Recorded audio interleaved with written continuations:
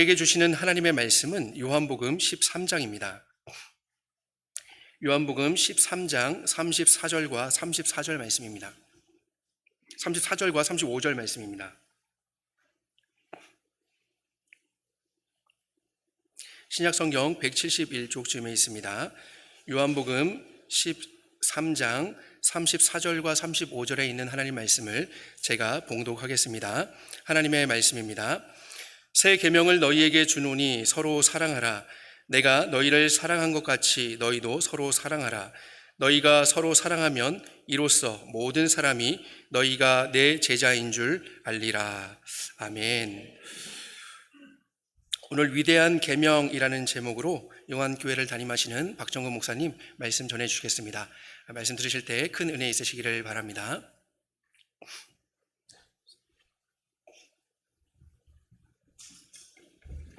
할렐루야. 반갑습니다. 별로 안 반가워하시는 것 같아요. 우리 장유 호산나 교회, 한국교회 어려운 가운데 계속 부흥하고 이렇게 흥황한다는 소식을 듣고 한번 와보고 싶었습니다. 근데 오늘 이렇게 와봐서 제가 예배 드리면서 1부, 2부 찬양과 성가대 어떻게 이렇게 잘하나요? 우리 교회보다 잘하시는 것 같아요. 너무 은혜 받고 있습니다. 앞으로 계속해서 우리 최 목사님 또 여러 성도님들이 합쳐서 예수님의 제자가 되어 이 내려막길을 걸어가는 이 한국교회에 이 호산나 교회가 부흥을 일으키는 이 지역을 구원하는 위대한 사명 다 감당하시기를 주의 이름으로 축복합니다. 어제 최 목사님이 저한테 전화를 하셨어요. 성도들을 얼마나 사랑하시는지 격려하시고 안부를 전했습니다. 우리 성경에는 별명이 붙은 두 개의 구절이 있습니다. 신학자들이 별명을 붙여놨죠. 그만큼 중요하다는 뜻이에요. 그 별명의 이름은 위대한 분부, 위대한 계명이에요. 한번 따라해 보겠습니다. 위대한 분부, 위대한 계명. 위대한 분부는 우리가 아주 잘 아는 말씀이에요. 마태복음 28장 19, 20절. 그러므로 너희는 가서 모든 족속으로 제자를 삼아 아버지와 아들과 성령의 이름으로 세례를 주고 내가 너희에게 분부한 모든 것을 가르쳐 지키게 하라. 동사가 많이 나와요. 그런데 주동사는 딱 하나예요. 제자 삼으라. 나머지는 다 분사예요. 주동사를 수식하고 있어요. 그러니까 하나님이, 주님이 우리에게 주신 분부, 위대한 분부가 있는데 그것은 뭐냐? 제자 삼으라. 그것입니다.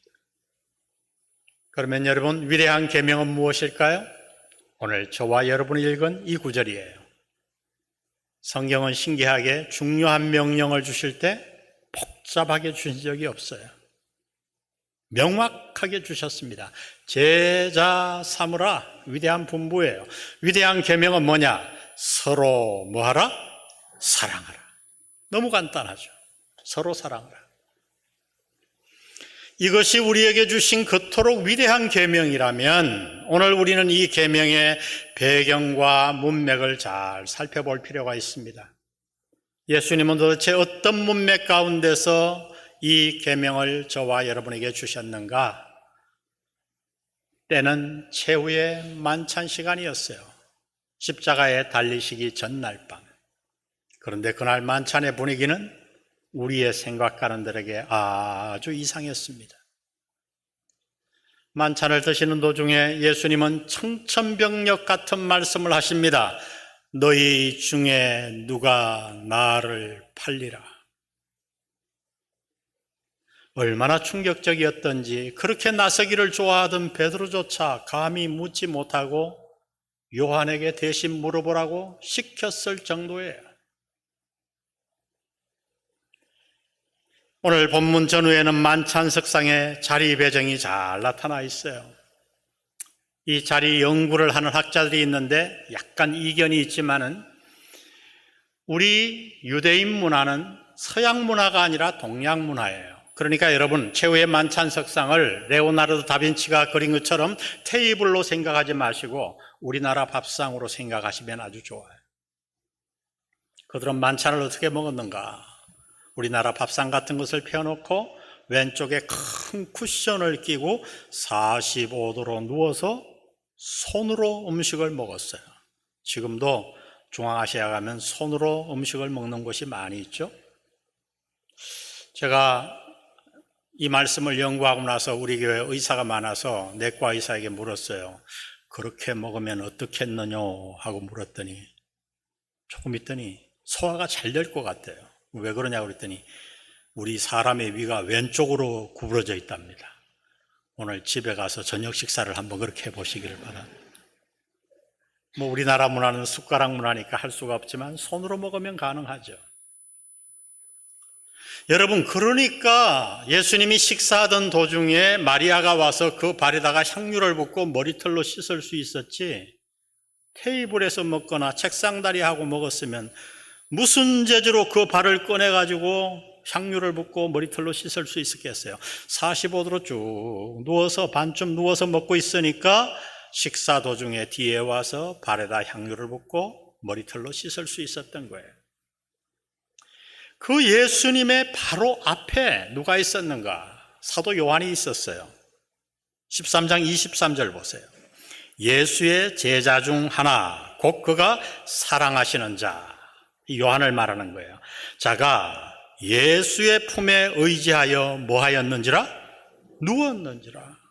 테이블에 앉아있으면 뭔 재주로 눕겠어요.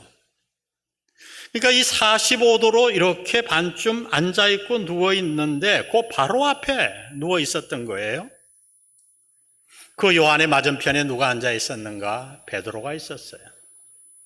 예수님이 너희 중에 누가 나를 팔리라 그러니까 베드로가 너무 기가 막혀 나서지 못하고 턱짓으로 네가 물어봐 요한에게 시켰어요. 또 34절 보세요. 시몬 베드로가 머리짓을 하여 말하되 말씀하신 자가 누구인지 말하라 하니 25절 그가 예수의 가슴에 그대로 의지하여 말하되 주여 누구이오니까. 그러니까 여러분 앞자리에 이렇게 있으니까 조금만 뒤로 기울이면 예수님의 품에 의지하여 누워 있잖아요. 그렇게 기댄 채로 뒤를 향해 말하는 거죠. 주님이 뒤에 계시니까 주님 누굽니까? 누가 도대체 주님을 판다고 그러시는 겁니까? 요한이 묻는 거예요. 그때 주님이 내가 떡 한 조각을 찍어주는 그가 나를 팔리라. 그리고 예수님이 일어나서 떡을 찍어서 어떤 분은 또 조청에 찍었다 그러는데 조청이 아니고 성경에 보면 초예요. 초. 유대인들은 아주 약한 식초 같은 데다가 떡을 찍어 먹었어요. 그 떡을 찍어서 가룟 유다에게 줍니다. 생각해 보세요. 만찬의 분위기를. 가룟 유다가 그 떡을 받고 그 자리를 떠나가요. 가룟 유다가 떠나가고 나서 예수님이 또 떠남을 얘기하는데 누구의 떠남인가? 자신의 떠남이에요. 예수님의 떠남이에요. 그런데 여러분 그 떠남은 보통 떠남이 아니고 완전한 죽음, 십자가의 죽음, 떠남이에요. 여러분이 최후의 만찬석상의 분위기를 한번 상상해 보세요. 제자들의 마음이 얼마나 불안했을까요? 두려웠을까요? 자기의 스승이신 예수님께서 함께 하셔도 이렇게 복음을 전하기가 어려운데 우리가 모든 것을 버리고 예수님의 제자로 따라왔는데 여기까지 왔는데 주님이 우리 곁을 떠나가신다면 우리는 어떻게 되는가? 오늘부로 우리는 해산하는 것인가? 우리 공동체는 문을 닫는 것인가? 불안하고 두려웠어요. 그런 문맥 가운데서 오늘 예수님이 이 계명을 주신 거예요. 주님은 마치 이렇게 말씀하는 것 같아요. 얘들아, 내가 너희 곁을 떠나간다고 너희가 불안해하지 마, 두려워하지 마. 내가 너희의 곁을 떠나가도 너희가 이 계명을 지키면, 이 계명만 지키면 너희의 공동체는 무너지지 않아. 아니 오히려 더 크게 부흥할 거야. 이 계명만 지킨다면. 그 계명이 뭐예요? 서로 뭐하라? 사랑하라. 네, 여러분 주님은 이 사랑하라는 계명을 주시며 이상한 말씀을 하십니다. 새 계명을 너희에게 주노니. 여러분 왜 새 계명일까요? 구약 시대에는 사랑하라는 명령이 없었나요? 아니요. 우리가 율법책으로 알고 있는 레위기 19장 18절조차 뭐라고 말씀하는가? 이렇게 말씀했어요. 내 이웃을 내 몸과 같이 사랑하라. 과거에도 구약 성경에도 사랑하라는 명령이 있었잖아요. 근데 왜 주님은 이 사랑하라는 계명을 주시며 새 계명이라고 하셨을까요? 여러분, 이것을 아는 것이 오늘 이 본문을 이해하는 핵심이에요. 주님이 이 계명을 주시며 새 계명이라고 말씀하신 이유는 이 서로 사랑하라는 계명 앞에 붙은 하나의 수식어구 때문이에요. 주님은 이렇게 말씀하셨어요. 새 계명을 너희에게 주노니 서로 사랑하라. 그 다음 뭐라고요? 내가 너희를 사랑한 것 같이 너희도 서로 사랑하라. 이 구절이 핵심이에요. 내가 너희를 사랑한 것 같이. 여러분, 주님은 지금 우리가 아는 그런 세상의 사랑의 명령을 주시는 게 아니에요. 우리가 학교에서 배웠던 그런 사랑의 명령을 교회의 공동체에 주신 적이 없어요. 이것이 바로 오늘 우리 교회의 문제예요. 우리는 이 사랑의 계명을 어떻게 이해하는가?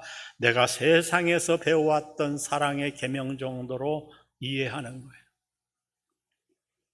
주님은 우리에게 그런 계명을 주신 적이 없습니다.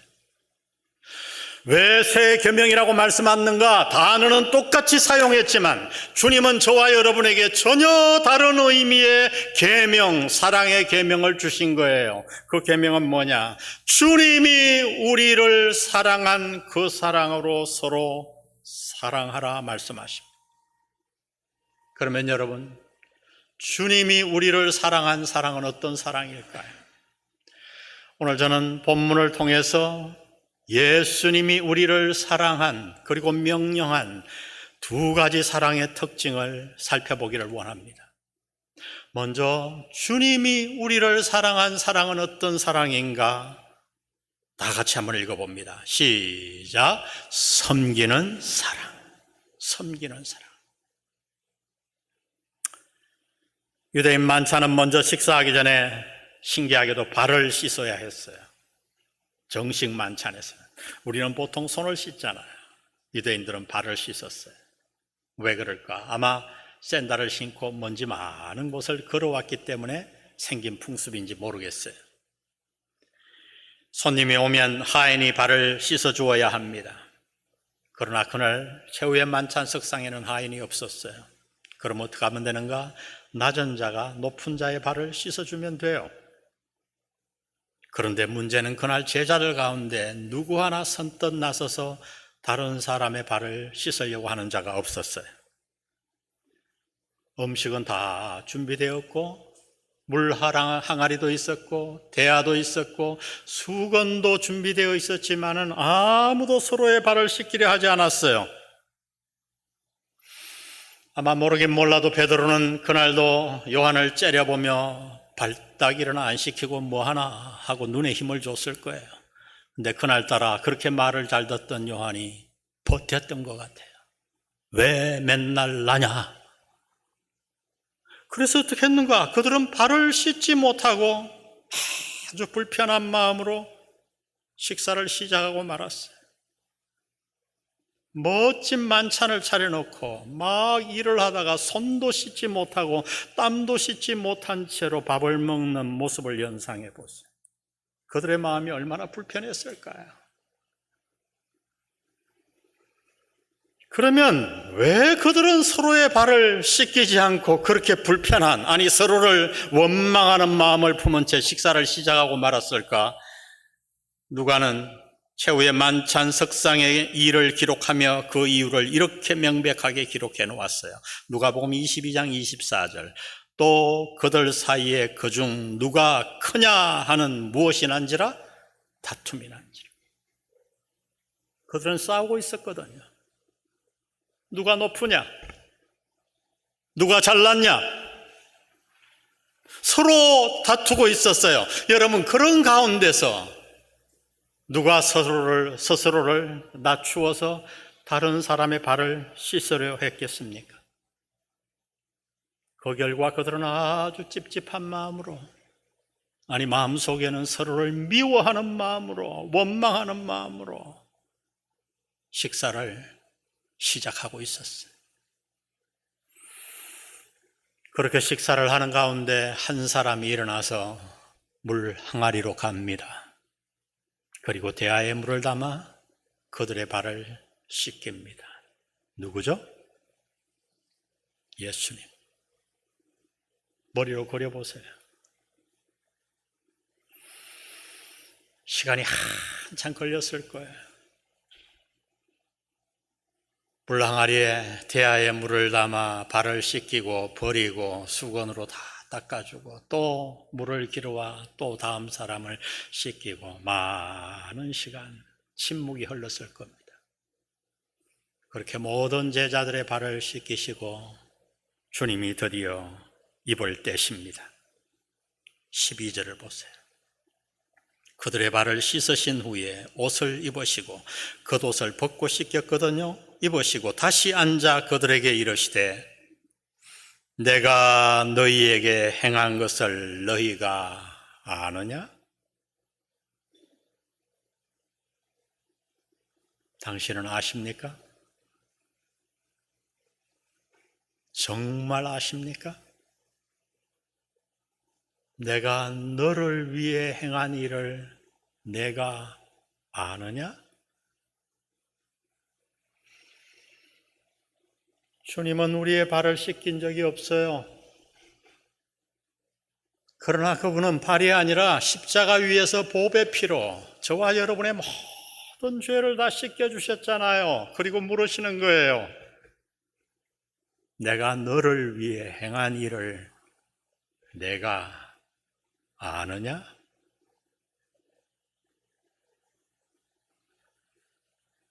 아마 침묵이 흘렀을 거예요. 그리고 나서 주님은 다시 이렇게 말씀합니다. 13절 너희가 나를 선생이라 또는 주라 하니 너희 말이 옳도다. 내가 그러하다. 내가 너희의 주인이다. 내가 주와 또는 선생이 되어 너희 발을 씻었으니 너희도 서로 발을 씻어주는 것이 옳으니라. 한마디로 말하면 섬기라는 거예요. 누가 높으냐고 경쟁하지 말고 다투지 말고 누가 잘났느냐고 은근히 그렇게 경쟁하지 말고 싸우지 말고 섬기라는 거예요.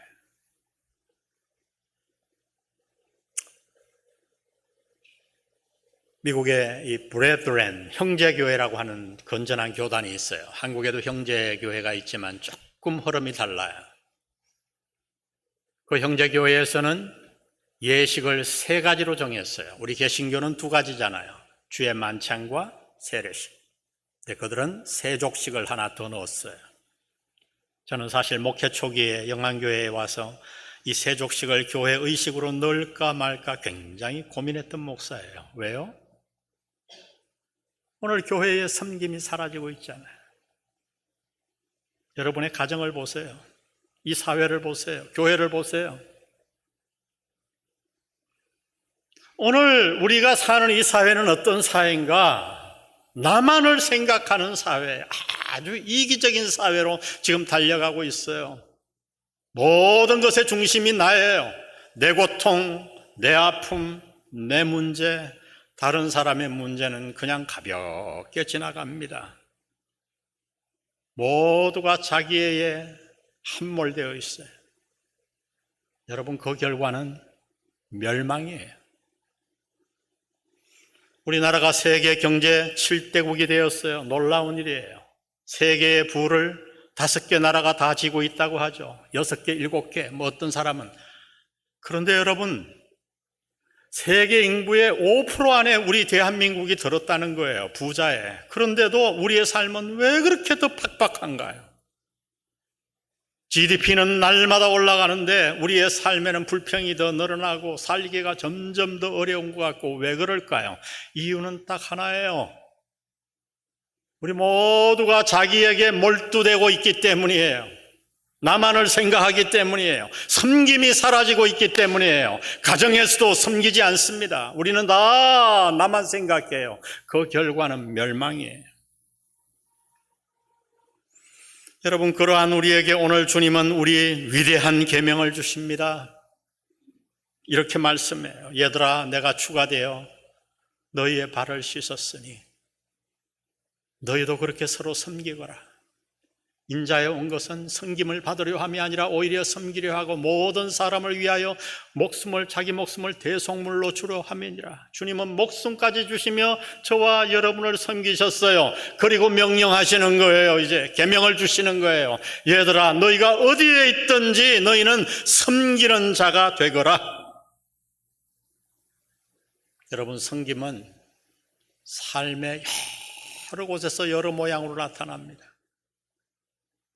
가정에서 섬김이 있으면 남편이 아내를 섬기고 아내가 남편을 섬기고 부모가 자녀를, 자녀가 부모를 섬기면 그 가정은 놀라운 축복의 도가니가 됩니다. 생각해 보세요.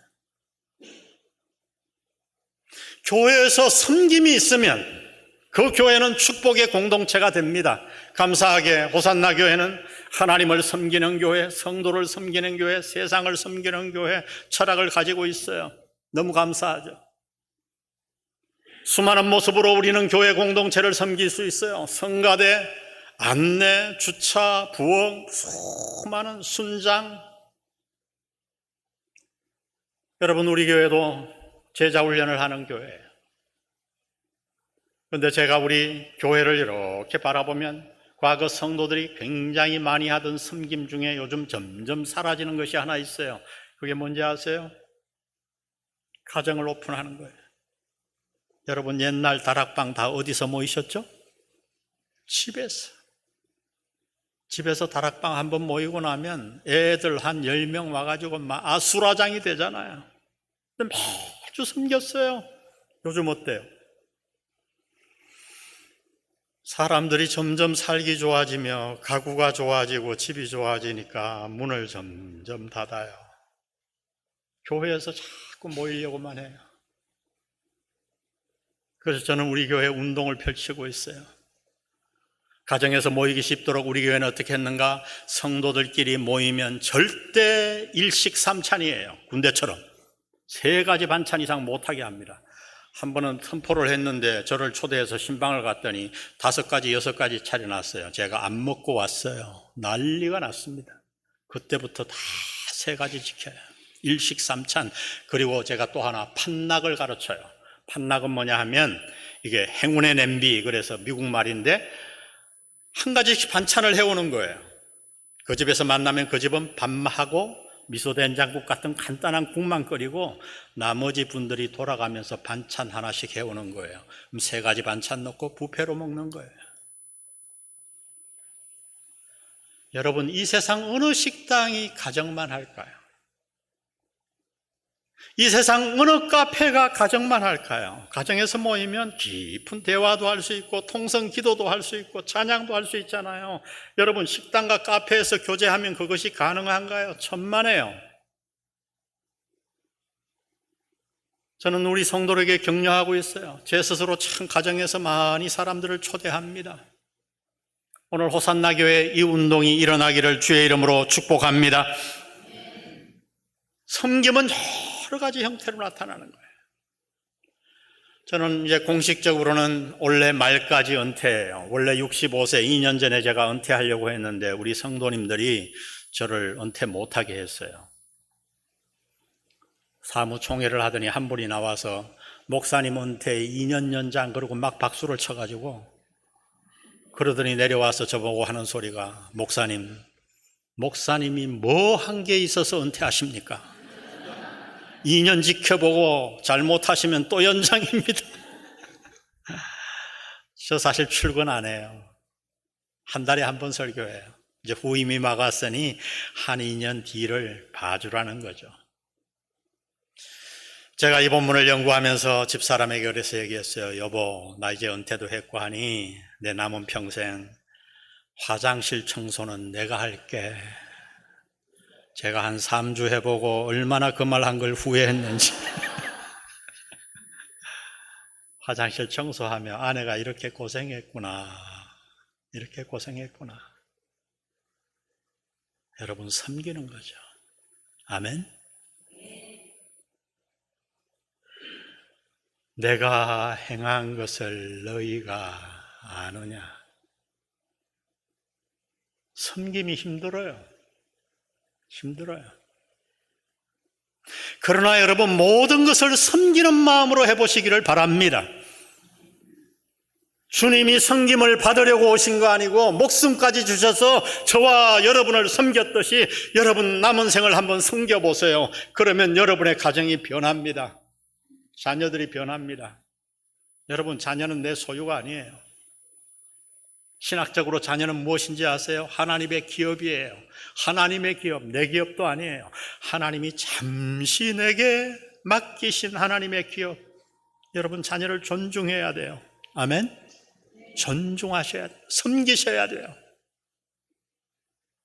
이렇게 서로를 섬길 때에 공동체가 살아납니다. 가정이 살아납니다. 하나님의 축복이 그 위에 임하실 줄 믿습니다.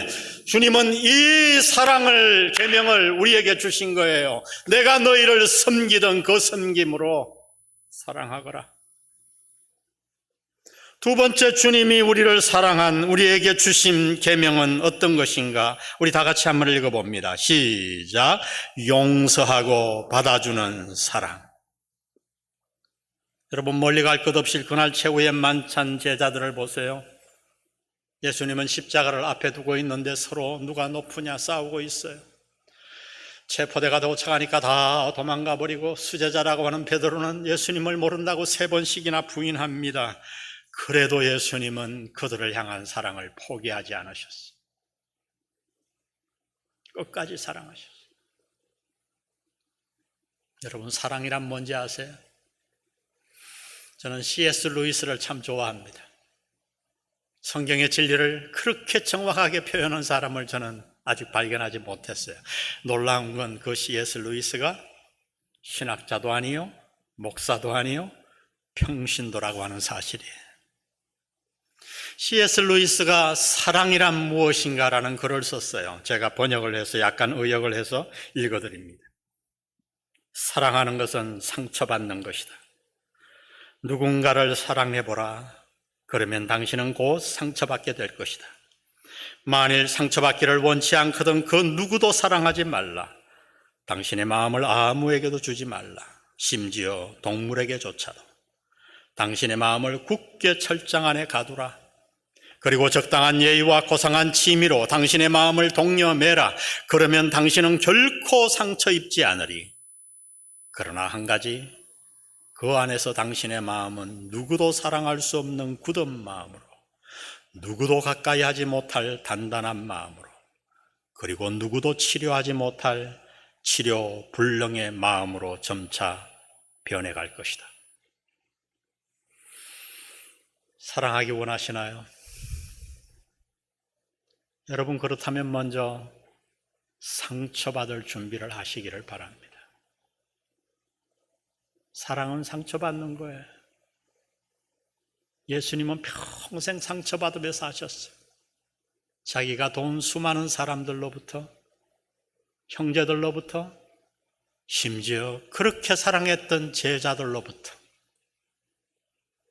그러나 그렇게 상처받았음에도 불구하고 예수님은 단 한 번도 그들을 향한 사랑을 중단한 적이 없으십니다. 베드로가 그렇게 자신했잖아요. 만찬석상에서. 다른 사람은 다 주님을 부인할지라도 저는 안 합니다. 죽는 데까지 따라가겠습니다 하던 그 제자가 3번씩이나 부인하고 자기의 옛날 직업 업으로 돌아가 갈릴리에서 물고기 잡고 있을 때 주님은 부활하셔서 예루살렘으로부터 갈릴리까지 그를 찾아가십니다. 그리고 그 새벽에 최초로 그 제자 베드로에게 자신의 양을 맡기십니다. 내 양을 먹이라. 내 양을 치라. 그 양은 어떤 양이에요? 십자가 위에서 보배 피 흘리시고 값주고 사신 귀한 양. 그 양을 성공한 제자가 아니라 자기를 부인한, 배신한 그 제자에게 주님은 맡기십니다. 이것이 주님의 사랑이에요. 그분은 결코 우리를 포기하지 않으십니다. 인형 얘기 하나 하고 제가 마치려고 합니다. 아들 셋을 낳고 마지막에 너뚱이 딸을 낳은 집안이 있었어요. 얼마나 귀여웠을지 상상이 가지 않네요. 저도 짐승 같은 아들놈만 둘이 있어요. 딸이 없습니다. 아들 셋을 낳고 너뚱이 딸을 낳았으니 아빠가 그의 이름을 꽃님이라고 지어줬어요. 꽃님아, 꽃님아. 꽃님이는 행복하게 자랐는데 근데 어느 날 철이 들어 보니 아닌 거예요. 왜?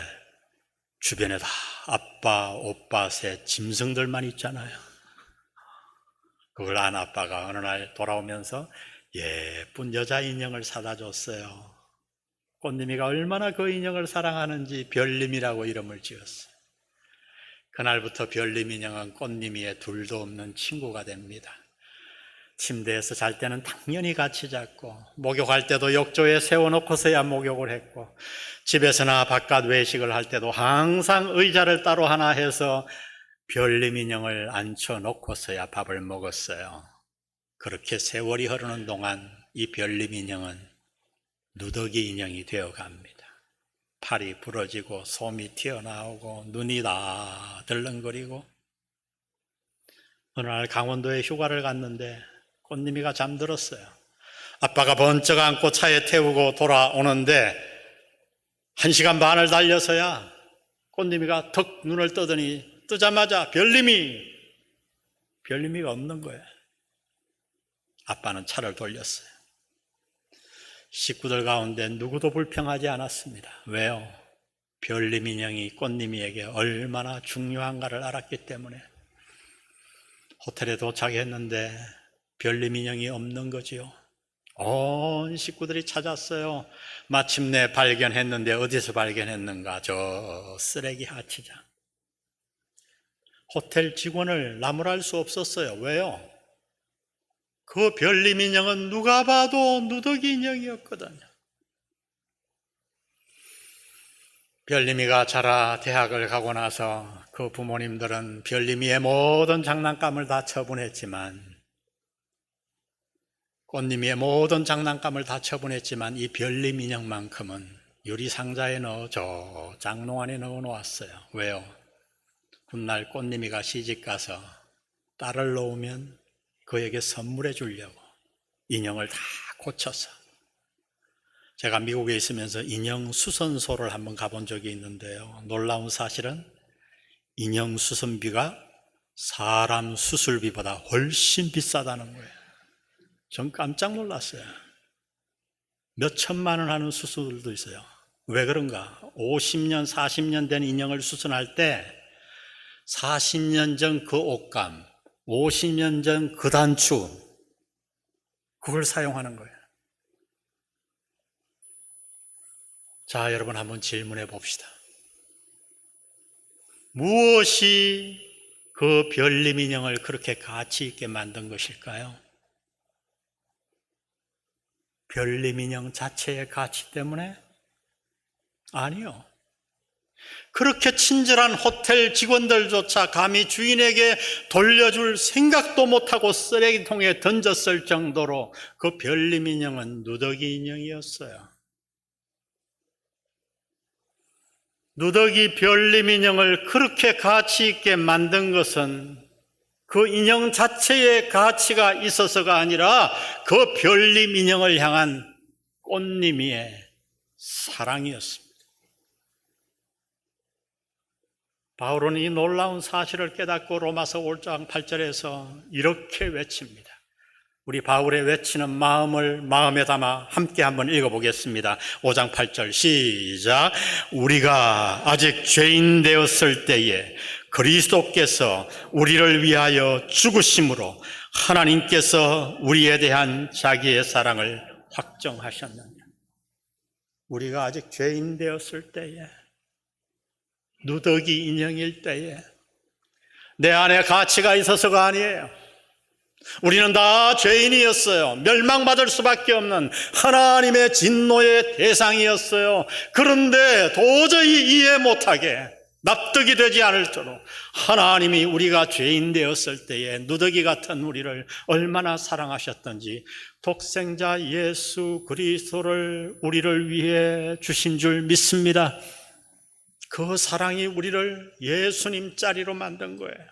우리는 누구인가? 누더기 인형이에요. 그러나 우리는 얼마짜리인가? 100억짜리, 1조짜리 정도가 아니라 예수님짜리예요. 이렇게 우리를 사랑하신 그 주님이 이 땅을 떠나시면서 우리에게 한 가지 부탁을 하십니다. 계명을 주셨습니다. 얘야, 나의 누더기 인형들을 사랑해다오. 여러분 마음에 들어서가 아니에요. 여러분이 생각하기에 사랑을 받을 만한 자격이 있어서도 아니에요. 누더기예요. 나의 누더기 인형들을 사랑해다오. 오늘 이 주님의 사랑의 계명이 여러분 가정에서 역사하기를 주의 이름으로 축원합니다. 호산나 교회에서 활동하기를 주의 이름으로 부탁합니다. 주님 말씀합니다. 너희가 그렇게 사랑하면 모든 사람이 너희가 내 제자인 줄 알리라. 아멘. 오늘 이런 교회가 필요합니다. 이런 가정이 필요합니다. 오늘 이 말씀 가슴에 품고 돌아가는, 그래서 여러분의 삶의 현장에서 실천하는 여러분 되시기를 주의 이름으로 축복합니다.